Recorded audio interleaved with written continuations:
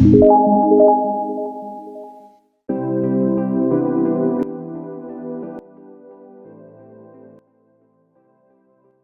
hari ini, kita akan belajar mengenai belajar berbasis aneka sumber.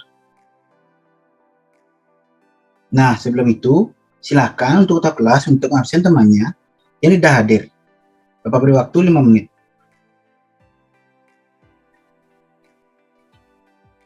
Oke, jika sudah, maka pelajaran akan kita mulai.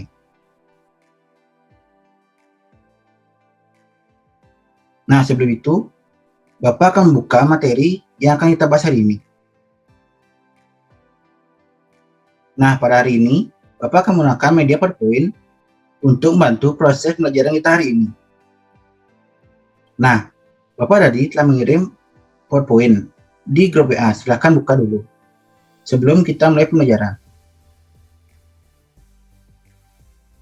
Oke, jika sudah membuka, kalian lihat pada halaman pertama. Itu bagian judul, belajar basis aneka sumber. Nah, menurut kalian, bagaimana sih arti dari belajar basis aneka sumber? Coba dijawab. Sumber yang kita gunakan untuk dalam proses pembelajaran berbeda-beda, seperti Google. Ya, bagus sekali. Beri tepuk tangan kepada teman kalian. Oke, untuk selanjutnya akan Bapak jelaskan. Silakan simak dengan baik. Untuk yang pertama, kita ada pengertian belajar berbasis aneka sumber.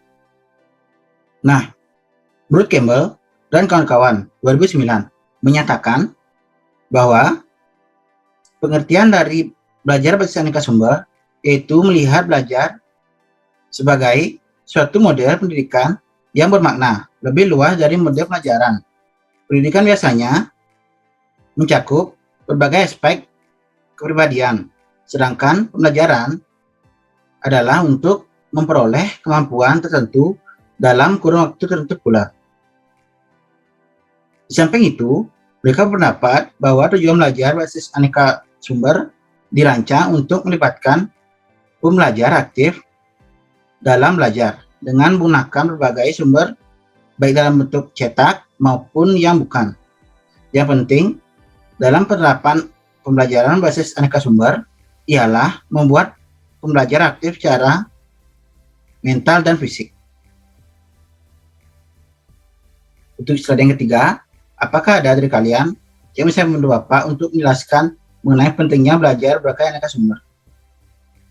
Ya, silahkan. Yang pertama, mendirikan diri pada sebuah fakta, situasi. Yang kedua, untuk mengetahui perkembangan informasi atau pengetahuan. Yang ketiga, menambah pengetahuan dan menemukan hal-hal baru. Yang keempat, untuk mengoreksi diri atau kepribadian. Yang kelima, membuat proses pembelajaran tidak vakum atau tidak membosankan. Yang terakhir, membuat konsep yang abstrak menjadi konkret. Ya, bagus sekali. Untuk slide yang selanjutnya.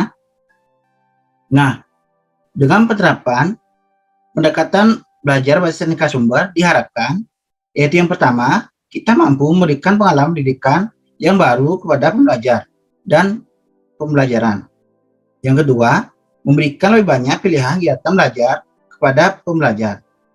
Yang ketiga, memperbanyak dan memperluas sumber informasi suatu belajar dan pembelajaran, memberikan kesempatan lebih dan intensif untuk berinteraksi antar sesama pelajar serta antar pembelajar dan pembelajaran. Kemudian yang keempat, memberikan kesempatan lebih banyak kepada pembelajar untuk memantau kegiatan belajar, pembelajaran serta individu. Yang kelima, memberikan kesempatan belajar yang lebih luas kepada pembelajar. Nah, karena beberapa teman kalian sudah bisa memahami materi yang kita bawakan hari ini, maka pelajaran hari ini akan Bapak selesaikan. Sebelum itu, jika ingin bertanya, Bapak persilahkan.